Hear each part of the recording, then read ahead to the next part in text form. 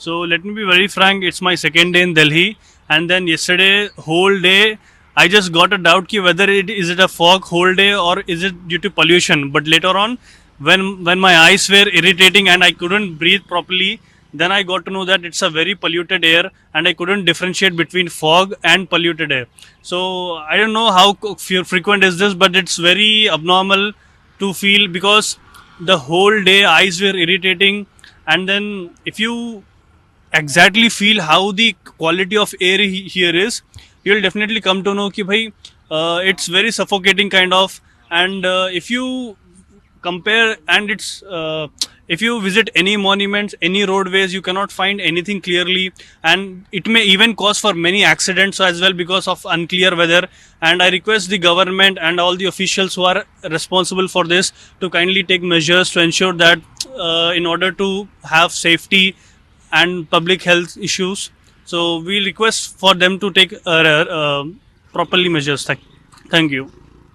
मैं रिपोर्ट्स तो यही देख रहा कि आज की कल की तो यही एयर क्वालिटी थी कि अगर आप 49 सिगरेट्स पीएंगे तो उसके इक्वल है दिल्ली की एयर ब्रीथ करना एक दिन में। तो ये पोल्यूशन जैसा जैसा बढ़ता जाएगा, ह्यूमन डिपेंडेंसी ऑक्सीजन पे है, हम लोग ब्रीथ करते हैं एयर यही। अगर मैंने ये देखा था कि कल AQI जो कि एयर क्वालिटी इंडेक्स है वो काफ़ी दूसरे शहरों से बहुत ज़्यादा ही सीवियर पोल्यूट हो चुका है। तो अगर ऐसा ही चलता रहेगा तो हेल्थ ख़राब हो जाएंगी, इसका इम्पैक्ट भी इकोनॉमी पे आ सकता है। और मैं यही कहना चाहूँगा कि हम लोगों को प्रिकॉशंस लेना चाहिए। प्रिकॉशंस तो नहीं, अब तो बहुत एंड स्टेज आ गया है। लोगों को इस पे गौर करना चाहिए, गवर्नमेंट को भी मतलब इस पे ध्यान दे के, जैसा कि स्कूल्स वगैरह जो बंद हो चुके हैं, इसके जो इम्पैक्ट आ रहा है उसको कम करना चाहिए।